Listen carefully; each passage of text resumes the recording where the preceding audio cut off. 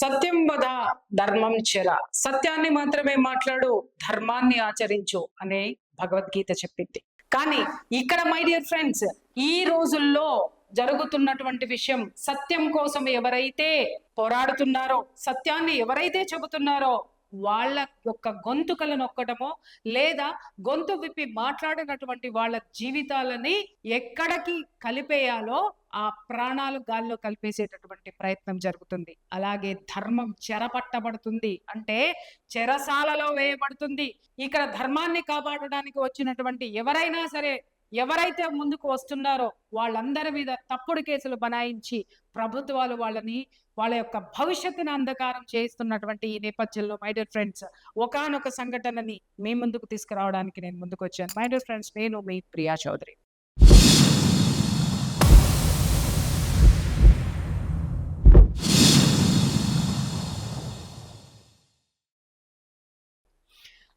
గట్కేసర్లో మొన్న బుధవారం సాయంత్రం జరిగినటువంటి ఒక సంఘటన ప్రపంచం మొత్తాన్ని కూడా, ఎక్కడైతే గోరక్షకులు ఉన్నారో ఆ గోరక్షకులందరినీ కూడా కదిలించి కలిచివేసినటువంటి సంఘటన, ఆగ్రహావేశాలకు గురి చేసినటువంటి సంఘటన.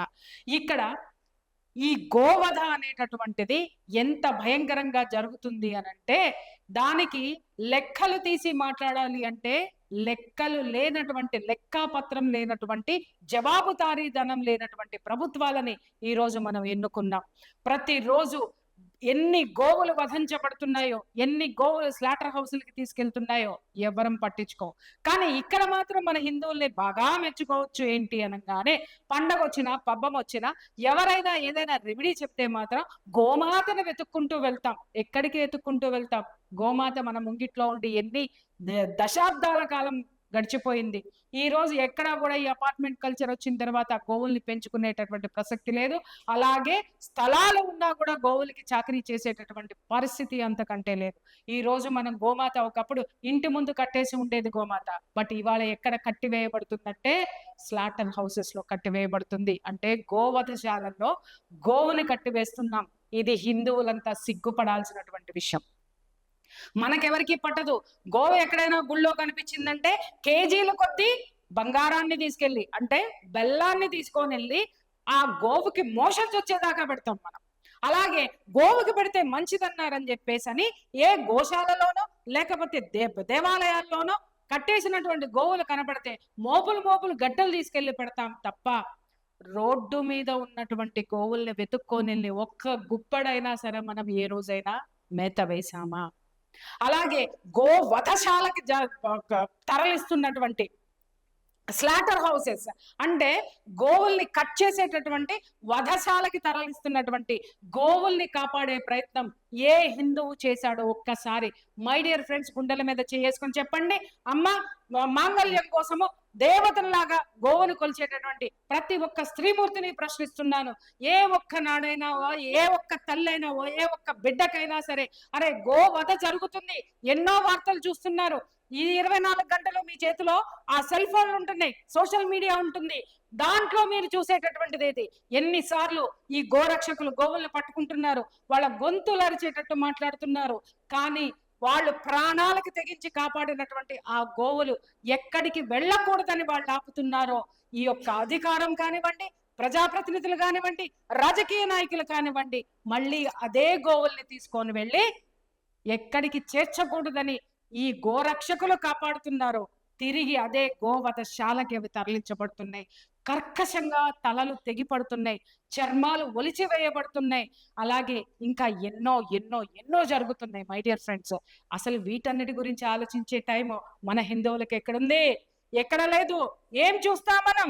ఎవడెవడితో లేచిపోయాడు, ఎవత్తి ఎన్ని పెళ్లిళ్ళు చేసుకుంది, అలాగే ఎవత్తిని ఏ విధంగా ఎవడు విమర్శించాడు, ఎవత్తి విమర్శించింది, ఎవరు జీవితాల్ని కాపురాల్ని బజారుకిచ్చుకున్నారు, ఇవి మాత్రమే మనకి పడతాయి. ఎందుకంటే మనం మనుషులం అనేటటువంటి విషయాన్ని మనం ఏనాడో మర్చిపోయాము. కానీ ఈ రోజు మనుషులమని గుర్తు చేసేటటువంటి గొంతుకలు ఈ రోజు ఒక్కొక్కటి బయటికి వస్తున్నాయి. మన అస్తిత్వం ఏంటో తెలుసుకోవాల్సినటువంటి రోజు, ప్రమాద గంటికలు మోగుతున్నాయి. కాబట్టి ఈ రోజు నేను ఒక ముఖ్యమైనటువంటి విషయాన్ని మీ ముందుకు తీసుకొస్తున్నాను. మహిళల్లారా, హిందూ స్త్రీలారా మీ అందరికీ చెప్తున్నాను, గోమాతకి ఎంతమంది పూజలు చేసి ఉంటారమ్మా? మీరు పూజ చేసి వచ్చినటువంటి గోమాత యొక్క పరిస్థితి ఎవరికైనా తెలుసా? ఎక్కడెక్కడ నుంచో గోవులన్నిటినీ కూడా ఎక్కడికి తరలించబడుతున్నాయంటే ఇంకొకరి ఆహారానికి వెళ్తున్నాయి. గోమాత మన సంప్రదాయానికి, మన సంస్కృతికి పూజ్యనీయమైనటువంటిది. గోమాత అన్నాము, జంతువుగా గోవుని పరిగణించబడలేదు, కానీ గోవుని ఒక జంతువులాగా పరిగణించి తీసుకొని వెళ్ళి వధ చేసి మాంసం విక్రయించుకొని, అలాగే గోవుకి సంబంధించినటువంటి వాటిలన్నిటి కూడా అమ్ముకు తినేటటువంటి జాతికి భయపడి మనం కూర్చున్నామంటే మనకి గోవుని గోమాతగా పిలిచే హక్కుందా? గోవుని పూజించేటటువంటి హక్కుందా? ఒక్కసారి మాట్లాడండి అమ్మా. అంటే పుణ్యం మన ఇంటికి రావాలి, పోరాటం పక్కింటి వాళ్ళు చేయాలి. అవును కదా? ఇదే మన మనస్తత్వం. కానీ ముందు ముందు ఇదే ఉదాసీనత ప్రతి ఒక్క హిందువుల పేరుకుపోయిందా? చెప్తున్నా, నీ ఇంటి మధ్యలో గోవధ జరుగుతుంది, నీ ఇంటి మధ్యలో ఏం హలాల్ జరుగుతుంది, నీ ఇంటి మధ్యలోనే చాలా చాలా జరగబోతున్నాయి. ఇలాంటి ప్రమాదాలు వచ్చిన రోజున వాడెందుకు మాట్లాడలేదు, వీడెందుకు మాట్లాడలేదు, ఎవరు మా కోసం రారా అంటే రారు. ఎందుకంటే ఈ రోజు వచ్చిన వాళ్ళను నువ్వు పట్టించుకోలేదు, రేపు వద్దామని ఎవరైనా అనుకున్నా కూడా వచ్చే పరిస్థితి కూడా ముందు ముందు ఉండబోదని హెచ్చరిస్తున్నాను. ఈ రోజు మీ ముందుకి ఒక ముఖ్యమైనటువంటి విషయాన్ని హెచ్చరించడానికే మీ ముందుకు వచ్చాను. గోవులని కాపాడేటటువంటి ఒక శక్తి మన యొక్క దేశంలో పనిచేస్తుందనేది ఎంతమంది గోమాతను పూజించే మహిళా తల్లులకి తెలుసు. ఎంతమంది గోవుని తీసుకొని వచ్చి ఆ యొక్క కర్మలు పోగొట్టుకోవాలని పూజలు చేసేటటువంటి పెద్దలకి తెలుసు. ఎంతమంది గోమాత యొక్క ప్రాశస్త్యాన్ని తమ యొక్క మంచి మాటలతో, ఇంకొక వాక్యం నేను వాడను, ఎందుకనంటే అది నేను నిషిద్ధం చేసుకున్నాను. పొద్దున్నే లెగిస్తే దేవి దేవతల గురించి మాట్లాడేటటువంటి పెద్దలందరూ కూడా ఎక్కడికి పోయినారు? గోమాత యొక్క ప్రాశస్త్యం తెలిసి, గోమాత యొక్క విలువను తెలిసినటువంటి వాళ్ళు, గోమాతను ఎలా కాపాడుకోవాలో చెప్పనటువంటి వాళ్ళందరికీ కూడా ఇది ఒక హెచ్చరిక. గట్కేసర్లో ఉన్నటువంటి గోరక్షక్ బజరంగ్ దళ్ కార్యకర్తలు ఎవరైతే ఉన్నారో వాళ్ళ ప్రాణాలకి తెగించి ఇంకా ఈ హిందూ దేశంలో అంటే భారతదేశంలో గోమాత బతికి ఉన్నది అనంటే అది ఆ బజరంగ్ దళ్ గోరక్షకులు మనకి పెట్టినటువంటి భిక్ష. వాళ్ళు ప్రాణాలకి తెగించి కించిత్ స్వాభిమానము అలాగే స్వలాభము లేకుండా స్వాభిమానంతో వాళ్ళు ఆ గోరక్షకులుగా మారి గోవుల్ని ప్రాణాలకు తెగించి కాపాడుతున్నారు. మై డియర్ ఫ్రెండ్స్, ఎప్పుడైనా మీకు తెలుసా, ఒక్కసారి చూడండి, ఎవరైనా సరే గోవుల్ని పూజించేటటువంటి వాళ్ళు, గోమాతను పూజించేటటువంటి వాళ్ళు, నిజంగా మీకు మనసు అనేది ఉంటే ఈ గోవులు అక్రమ రవాణాకి ఏ విధంగా వెళ్తున్నాయో, అవి ఎలాంటి కష్టాలు పడుతున్నాయో, ఎంతటి దయనీయమైనటువంటి పరిస్థితి ఉందో తెలుసుకోవచ్చు. ఇదిగో చూడండి మై డియర్ ఫ్రెండ్స్, ఒక కంటైనర్ లో గోమాతలు ఒక్కసారి చూడండి. ఈ గోమాతల్ని ఎక్కడికి తీసుకెళ్తున్నారు? స్లాటర్ హౌసెస్ కి, అంటే గోవుల్ని వధించేటటువంటి ప్లేస్ కి తీసుకెళ్తున్నారు. ఎంత అమాయకమైనటువంటి ఈ గోవులు చూడండి. వాటికి తెలుసా అండి, నిత్యం మనం పూజించేటటువంటి గోమాతలు ఈ విధంగా కంటైనర్ లో పెట్టి, ఆ కంటైనర్ లో కేవలం ఒక 10 నుంచి 15 గోవుల్ని మాత్రమే తీసుకెళ్ళడానికి పర్మిషన్ ఉన్నటువంటి ఈ కంటైనర్ లో ఇక్కడ చూడండి ఎన్ని గోవుల్ని తీసుకెళ్తున్నారో. దాదాపు దీంట్లో ఒక 50 పైన ఉంటాయి. ఆ 50 పైన ఉన్నటువంటి గోవుల్ని తీసుకెళ్లేటప్పుడు ఎంత భయంకరమైనటువంటి నరకం ఆ గోవులు పడతాయో మీకు తెలుసా? ఆ కంటైనర్ లో కుక్కి గోవుల్ని ఒకదాని మీద ఒకటి పడేసి తీసుకొని వెళ్తే దాదాపు 300 నుంచి 400 కిలోమీటర్ల గోవులు ఆ ట్రక్ లో ప్రయాణం చేయాల్సి ఉంటుంది. అంతసేపు వాటికి ఆహారం ఉండదు, నీళ్లు ఉండవు. ఇంకొక విషయం ఏంటంటే అవి అరవకుండా చేయకుండా వాటికి మత్తు ఇంజెక్షన్లు ఇస్తారు. ఆ ఇంజెక్షన్ నుంచి అవి కోలుకొని బయటికి రావడానికి కనీసం 3 రోజులు పడుతుంది. ఆ 3 రోజుల్లో కూడా వాటికి నీళ్లు, తిండి, తిప్పలు ఉండవు. ఎందుకంటే వాటిల్ని అలాగే తీసుకొని వెళ్ళి స్లాటర్ హౌస్ కి తీసుకెళ్తారు, ఆ గోవధశాలకి తీసుకెళ్లి కట్ చేస్తారు కాబట్టి. కానీ ఇలాంటి ఇష్యూస్ వచ్చినప్పుడు ఇదిగో మన పిల్లలు, వీళ్ళు ఈ గోరక్షకులు ఎవరైతే ఉన్నారో ఇన్ఫర్మేషన్ తీసుకొని ట్రక్ డ్రైవర్లతోటి ఫ్రెండ్షిప్ చేసుకొని వాళ్ళు రిక్వెస్ట్ చేసుకొని వాళ్ళ నుంచి వీళ్ళు ఇన్ఫర్మేషన్ తీసుకొని, అలాగే స్లాటర్ హౌసెస్ దగ్గర ఉన్నటువంటి వాళ్ళతో కూడా ప్రాణాలకు తెగించి గోరక్షకులు అక్కడికి వెళ్ళి వాళ్ళని మంచి చేసుకుని గోవులు తరలించబడితే అక్రమ రవాణా జరుగుతున్నటువంటి సమాచారాన్ని తెలుసుకొని, అది అర్ధరాత్రి కాదు, అపరాత్రి కాదు, my dear friends, next episode లో వాళ్ళు ఎంత ప్రాణాలకు తెగించి ఆ గోవుల్ని కాపాడుతారు అనేటటువంటి ఒక స్ట్రింగ్ ఆపరేషన్ ద్వారా నేను మీకు చూపిస్తాను. ఆ విధంగా ఆ గోవుల్ని కాపాడినటువంటి ఈ పిల్లలు ఎవరైతే ఉన్నారో వాళ్ళు తీసుకొచ్చి ఈ విధంగా గోవుల్ని కాపాడి మనకి కనీసం ఆ జాతి ఇంకా మిగిలి ఉంది అనేటటువంటి ఆ యొక్క పరిస్థితిని ఈరోజు మనం కలగజేస్తున్నారు. అలాంటి ఒక గోరక్షకుడికి సంబంధించినటువంటి ఒక పరిస్థితి ఇక్కడ. ఇతని పేరు ప్రశాంత్ అలియాస్ సోనూ సింగ్. సోనూ సింగ్ అని పిలుస్తారు ఇంట్లో, అతని అసలు పేరు ప్రశాంత్. అయితే ఇంట్లో సోను అని పిలుస్తారు, బయట కూడా అతనికి సోనూ సింగ్ అనేటటువంటిది పేరు ఉంది. ఆ పిల్లవాడు గత 6 సంవత్సరాల నుంచి బజరంగ్ దళ్ యొక్క కార్యక్రమాలతో పాటు ఆ కార్యకర్తలతో పాటు కలిసి ఈ గో సంరక్షణ అనేటటువంటిది చేస్తున్నాడు. గోరక్షకుడుగా ఉన్నాడు. ఎన్నోసార్లు ప్రాణాలకు తెగించి వీళ్ళ యొక్క గ్రూప్ మొత్తం కూడా, వీళ్ళ బృందం మొత్తం ఎన్నో కంటైనర్ని, ఎన్నో ఆవుల్ని, కనీసం దాదాపు మనం కమిషనర్ నోటు వెంటనే విన్నాము, దాదాపు 10,000 గోవుల్ని కాపాడినటువంటి పరిస్థితి. అయితే ఇతను మాటి మాటికి అడ్డుపడుతున్నాడు. ఎవరైతే ఈ గో మాంసము ఏ హిందువు తినడండి, అలాగే ఇంకా మిగిలిన కొన్ని ప్రచారకర్తలు కొంతమంది ఉన్నారు కదా, వాళ్ళు మాట్లాడతారు మా బిడ్డలు హెల్దీ ఫుడ్ తినాలి, మేము తినవద్దా, మాకు ప్రోటీన్ ఫుడ్ అక్కర్లేదా అని మాట్లాడేటటువంటి దరిద్ర నారాయణులు కొంతమంది ఉన్నారు. వాళ్ళ కోసం బలవుతున్నటువంటి ఆ గో సంతతిని, ఏదైతే మన హిందూ సమాజానికి పూజనీయమైందో, మన సంస్కృతిలో సాంప్రదాయాల్లో భాగమైందో ఆ గోమాతల్ని ప్రాణాలు పణంగా పెట్టి మరి కాపాడుతున్నటువంటి ఈ పిల్లగాడు. ఇతను దాదాపు ఇబ్రహీం అనేటటువంటి, ఇదిగో ఈ ద గ్రేట్ పర్సనాలిటీ, ఇతను ఈ పిల్లవాడు. ఈ ఇబ్రహీం అనేటటువంటి వ్యక్తి ఈ యొక్క గోవుల అక్రమ రవాణా చేయడంలో దిట్ట. అతని నుంచి ఎన్నోసార్లు ఈ సోనూ సింగ్ అనేటటువంటి మన బజరంగ్ దళ్ కార్యకర్త, అలాగే గోరక్షకుడు ఎన్నోసార్లు, నిజం చెప్పాలి అనంటే మన సినిమా పేర్లు ఉంటాయి చూసారా, అలాగా కాలాంతకుడిలాగా ఇబ్రహీంకి తయారయ్యాడు. ఎట్టి పరిస్థితుల్లోనూ గో రవాణా జరగనివ్వడం లేదు. దాదాపు అతని వ్యాపారం మొత్తము కుంటు పడిపోయినటువంటి విషయం. ఎలాగైనా సరే అతన్ని, మన గోరక్షక్ ఎవరైతే ఉన్నారో అతని యొక్క అడ్డు తొలగించుకోవాలి అని చెప్పేసని ఏం చేశారండి, ఇమ్మీడియట్ గా అతనితోటి మాట్లాడదాము అని చెప్పి శ్రీనివాస్ అనేటటువంటి ట్రక్ డ్రైవర్ ఎప్పుడు వీళ్ళకి ఇన్ఫర్మేషన్ ఇస్తూ ఉంటాడు. ఆ ట్రక్ డ్రైవర్నే వీళ్ళు ఇన్ఫర్మేషన్ ఎక్కడి నుంచి వెళ్తుంది అనేటటువంటి సమాచారాన్ని తెలుసుకుని అదే శ్రీనివాసును ఉపయోగించి ఈ సోను అనేటటువంటి వ్యక్తిని పిలిపించి, అన్న నీకు ఇన్ఫర్మేషన్ ఇస్తాను, రండి, ఆ పలానా చోట ఉంది, మనం మాట్లాడుకుందాం అని చెప్పేసి అతను ఫోన్ చేయడం జరిగింది. ఎప్పటిలాగానే అతను కూడా టైం ఇచ్చి అతనితో పాటు వెళ్ళడం జరిగింది. వెళ్ళిన తరువాత ఏం జరిగింది, అక్కడ శ్రీనివాస్ అనేటటువంటి వ్యక్తి ఇతను ఎక్కడున్నాడు, ఎక్కడికి తీసుకెళ్తున్నాడు అనేది చెప్పకుండా, పలానా చోట ఉన్నాయన్నా నేను చూపిస్తాను రమ్మని చెప్పేసి మాట్లాడాలి, వేరే వాళ్ళు ఇన్ఫర్మేషన్ ఇస్తారు అని చెప్పి అక్కడికి తీసుకువెళితే సదరు ఇదిగో ఈ వ్యక్తులు అక్కడ ఉన్నారు. అతను వెళ్ళిన తర్వాత ఇదిగో ఇక్కడ ఉన్నటువంటి ఈ వ్యక్తి చాలా కీలకమైనటువంటి వ్యక్తి, దిస్ పర్సన్, ఇతను శ్రీనివాస్ అండ్ ఇంకొక పర్సనాలిటీ. వీళ్ళు మొత్తం కూడా ముగ్గురు అక్కడ ఉన్నారు. శ్రీనివాస్ సోనూ సింగ్ ని తీసుకొని వెళ్ళిన తరువాత ఏదో ఆ చర్చలు మాట్లాడుతూ అక్కడ వాళ్ళకి జరిగినటువంటి వాగ్వివాదంలో సడన్ గా దిస్ ఫెలో, ఇతగాడు ఇమ్మీడియట్ గా గన్ తీసి ఫైర్ చేశాడు. ఎప్పుడైతే గుండెలకి పెట్టాడో వెంటనే అతను థ్రెట్ చేసుకుంటూ పక్కకి తిరిగేసరికి అదృష్టం బాగుండి గోమాత కాపాడింది అని అనుకోవచ్చేమో ఆమెకి చేసిన సేవకి. వెంటనే లివర్ ని టచ్ చేసుకుంటూ ఆ బుల్లెట్ వెనక నుంచి లోపలికి స్ప్లీన్ దగ్గరికి వెళ్ళిపోవడం జరిగింది.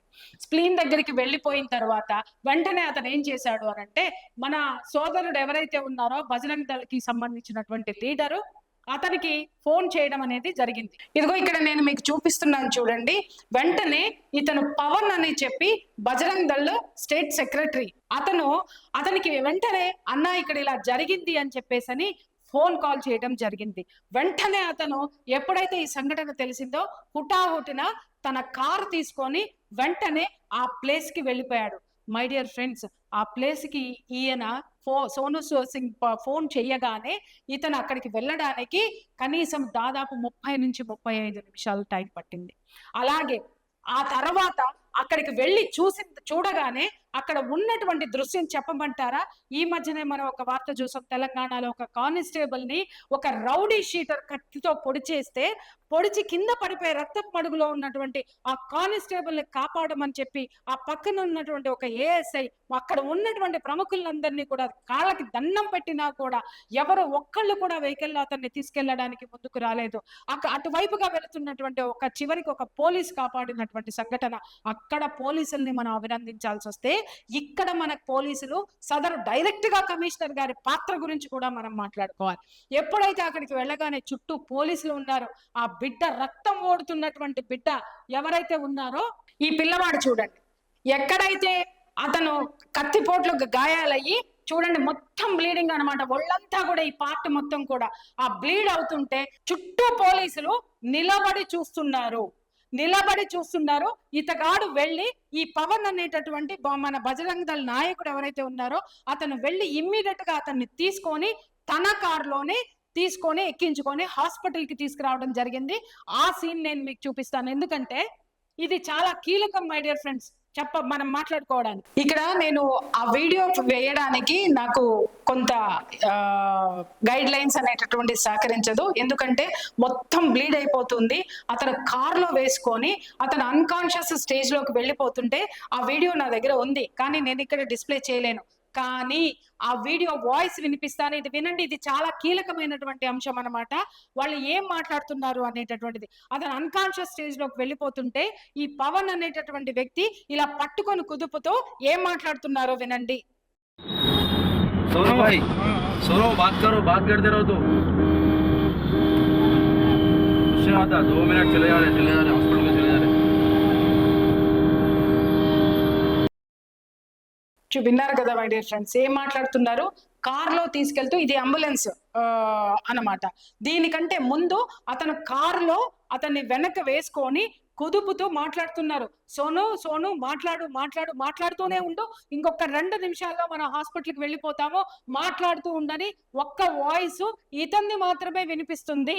ఇక్కడ వీడియోలు నేను డిస్ప్లే చేయలేను, కానీ మీకు వాయిస్ వినిపించినాను. అంత భయంకరమైనటువంటి పరిస్థితి ఈ రోజు ఒక బజరంగ దళ కార్యకర్తకి, ఒక గోరక్షకి ఉంది. తర్వాత అక్కడి నుంచి వాళ్ళు అక్కడ ఉన్నటువంటి లోకల్ హాస్పిటల్, దగ్గరలో ఉన్న హాస్పిటల్ కి తీసుకొని వెళ్తే డాక్టర్స్ చూసి బుల్లెట్ లోపలికి దిగింది అని చెప్పేసి వాళ్ళు ఏం చేశారు, ఆ బుల్లెట్ తీయడానికి ఇక్కడ సర్జన్, మా హాస్పిటల్లో సరైనటువంటి సర్జన్ లేడు, ఇమ్మీడియట్ గా మీరు యశోద హాస్పిటల్ కి తీసుకొని వెళ్ళండి అని చెప్పేసి ఫస్ట్ ఎయిడ్ చేసి వాళ్ళు అక్కడి నుంచి అంబులెన్స్ లో పంపిస్తుంటే, అంబులెన్స్ లో అతన్ని తీసుకొని యశోద హాస్పిటల్ కి వస్తూ ఉన్నటువంటి వీడియో ఇది. నేను మీకు ప్లే చేసి వినిపిస్తాను, చూడండి. బహుశా అందరికీ కూడా ఇది తెలిసే ఉంటుంది. ఇక్కడ ఒకసారి నేను ప్లే చేసి వినిపిస్తాను, మీరు ఒకసారి చూడండి.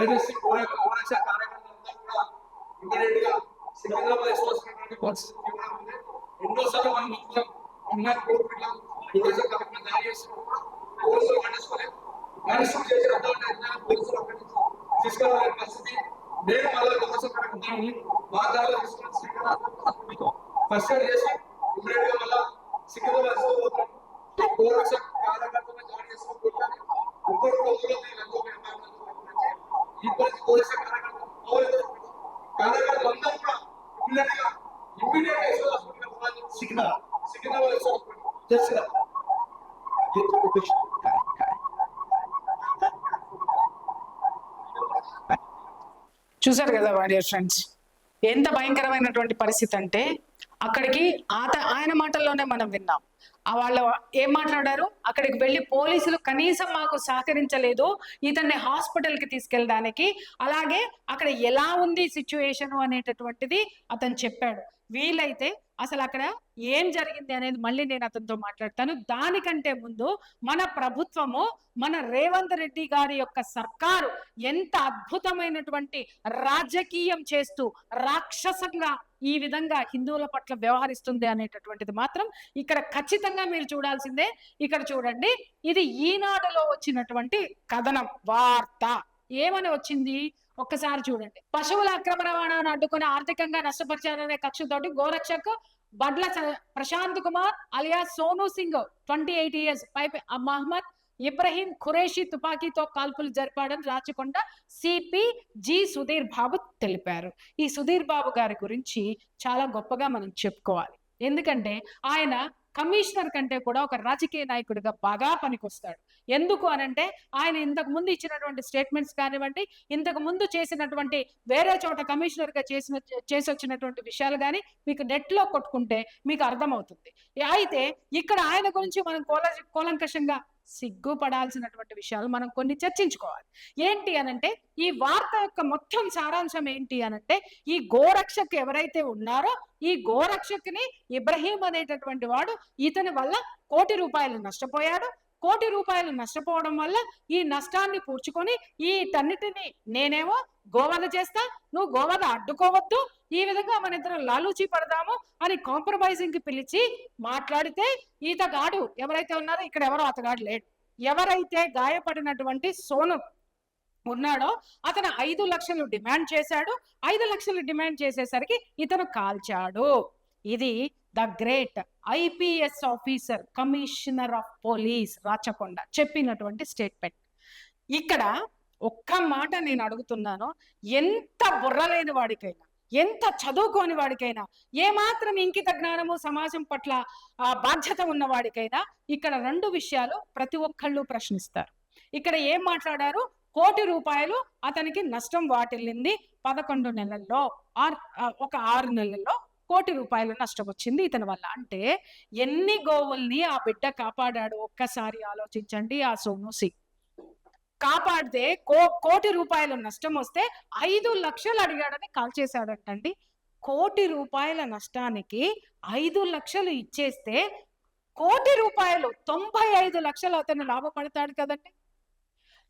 వెంటనే ఎవడైనా 5 లక్షలు ఇచ్చేసి అతను అడ్డు తొలగించుకుంటాడా? గన్ ఫైర్ చేస్తాడా 5 లక్షల కోసం? ఒకవేళ ఎందుకంటే ఒక ఐపీఎస్ ఆఫీసర్ గారు కదా మన కోసం మాట్లాడింది, మనకి స్టేట్మెంట్ ఇచ్చింది, కాబట్టి వారి యొక్క సమక్షం నుంచే మనం మాట్లాడదాం. ఏం చక్కగా 5 లక్షలు ఇచ్చి, ఒరే నువ్వు నా జోలికి రాకు, నువ్వు నా గురించి ఏం మాట్లాడకు, నేను దందా చేసుకుంటా, నీకు కావాల్సినప్పుడల్లా పైసలు ఇస్తానని ఒడంబడిక కుదిరేది. కానీ అక్కడ గన్ ఎందుకు ఫైర్ అయ్యింది? ఈ ఒక్క విషయం మాత్రం మనకి ఎక్కడ క్లారిటీ లేదు. రెండో విషయం ఏంటంటే, నేను ఇందాక చెప్పాను, శ్రీనివాస్ అనేటటువంటి ట్రక్ డ్రైవర్ ఎప్పుడు కూడా ఇతనికి ఇన్ఫర్మేషన్ అనేటటువంటిది ఇస్తూ ఉంటాడు. అతన్ని ఉపయోగించే వీళ్ళు ఇతన్ని ట్రాప్ చేసి, అన్న మాట్లాడుకుందాం రా, ఇన్ఫర్మేషన్ ఇస్తాను, వేరే చోట నీకు చూపిస్తాను, మీరు రండి, ఇంకొకళ్ళు ఉన్నారు మాట్లాడడానికి అని చెప్పి అబద్ధాలు చెప్పి ఇన్ఫర్మేషన్ ఇస్తాను అనేటటువంటి అతన్ని నమ్మించి ఆ శ్రీనివాస్ అనేటటువంటి ఒక బద్మాష్ ఎవడైతే హిందూ అనేటటువంటి వాడు ఉన్నాడో ముందు వీణ్ణి కత్తికొక కండగా వేయాలి. వీడు తీసుకొని వెళితే అక్కడ అతను నమ్మి అతని దగ్గరికి గట్కేసర్ దగ్గరికి వెళితే అక్కడ ఉన్నటువంటిది 3 ముస్లిం వ్యక్తులు ఉన్నారు. ఇతను శ్రీనివాస్ కాక ఇంకొక 2 ఉన్నారు. వాళ్ళు ఏం చేశారు, ఇతన్ని చూసిన తర్వాత అక్కడ వాళ్ళకి రప్చర్ జరిగింది, చెయ్యొద్దు అని వాళ్ళు అన్నారు, వీళ్ళు అన్నారు, ఘర్షణ వాతావరణం నెలకొంది. వెంటనే అతను తీసి బుల్లెట్ గుండెలకేసి పెట్టగానే ఇందాక చెప్పినట్టుగా పక్కకి తిరగడంతో లివర్ని తాక్కుంటూ వెనక భాగం నుంచి స్ప్లీన్ వైపుకి వెళ్ళిపోయింది బుల్లెట్.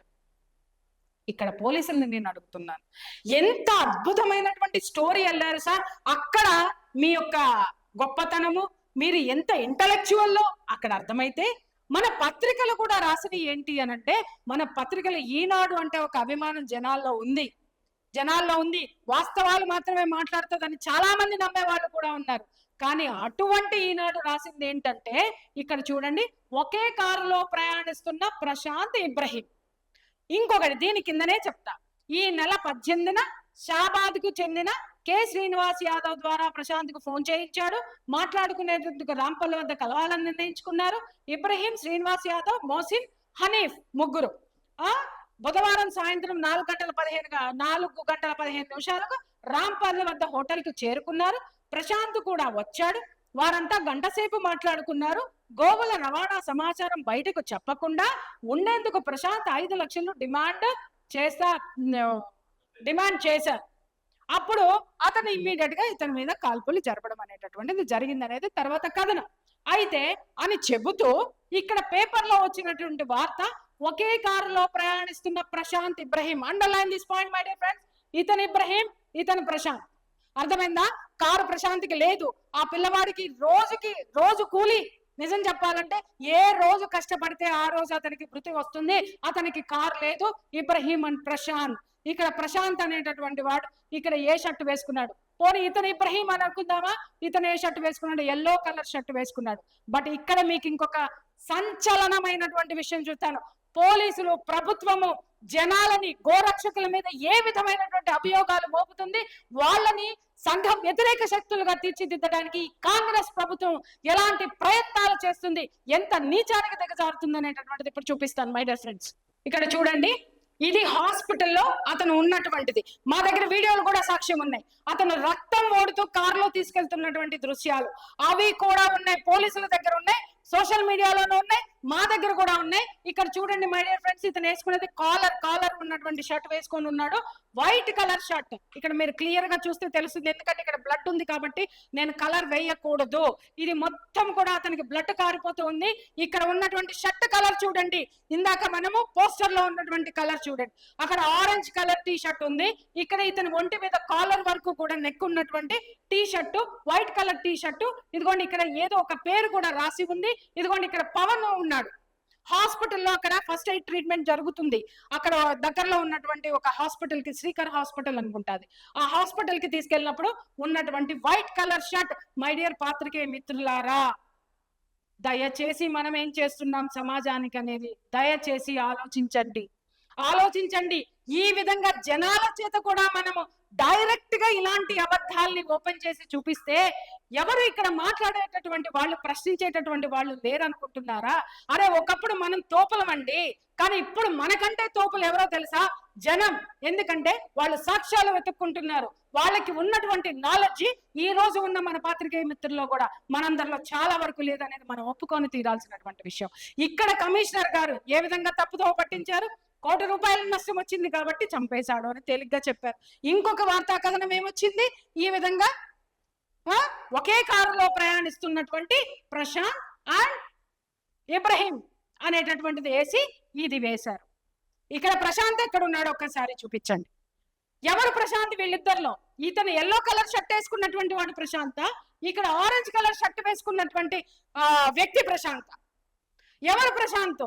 ఇంత అడ్డగోలుతనమైనటువంటి అబద్ధాలు చెప్పి ప్రాణాలకు తెగించి, మై డియర్ ఫ్రెండ్స్ హిందువులారా, మీకు ఎప్పుడైనా తెలుసా, ఎప్పుడైనా ఎవరైనా ఇంట్లో కూర్చొని వీళ్ళ మీద తప్పుడు మెసేజ్లు పెట్టేటటువంటి వాళ్ళు, ఈ విధమైనటువంటి అబద్ధాలు నమ్మేటటువంటి హిందువులకి నేను చెప్తున్నాను, వీళ్ళు ఈ పిల్లలు ఎవరైతే గోరక్షకులు ఉన్నారో వాళ్ళెవరు మనలాగా విలాసవంతమైనటువంటి జీవితంలో కాదు కదా, కనీసం కంఫర్టబుల్ లైఫ్ లో కూడా వాళ్ళు ఉండరు.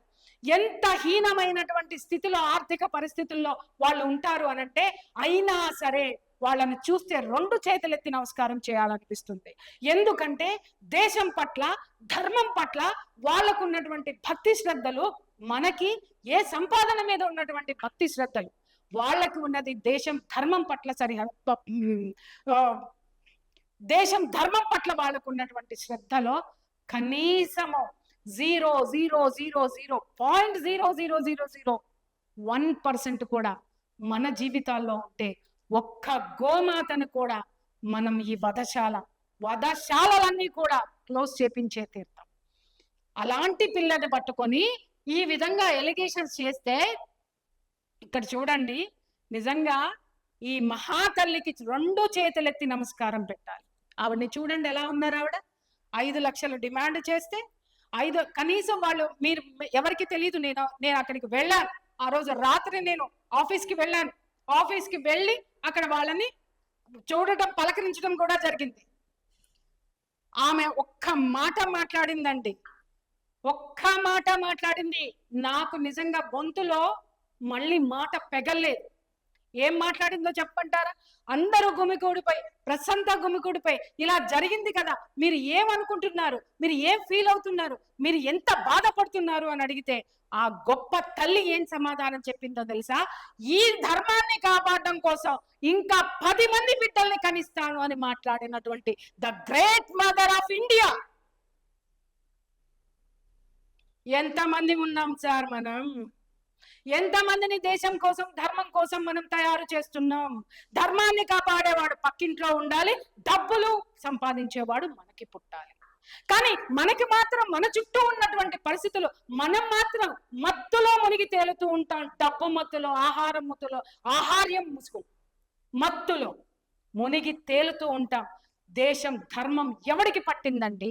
పట్టింది ఇదిగో ఇలాంటి తల్లులు, ఇలాంటి బిడ్డల్ని కని ఇచ్చినందుకు, ఇలాంటి బిడ్డల్ని కని ఇచ్చినందుకు మనకి ఈ ధర్మం ఈ రోజు ఉంది అంటే ఈ పిల్లలందరూ పోరాడుతున్నటువంటి వాళ్ళ ప్రాణాలు పణంగా పెట్టి పోరాడుతున్నారు కాబట్టి హిందువు అనేటటువంటి వాడు బ్రతికి ఉన్నాడు. అలాగే హిందుత్వం బ్రతికి ఉంది. అలాగే ఒక స్త్రీమూర్తి బొట్టు, గాజులు, పూలు మిగిలినవి అంటే ఇదిగో ఇలాంటి వాళ్ళ వల్లే. రాసి పెట్టుకోండి.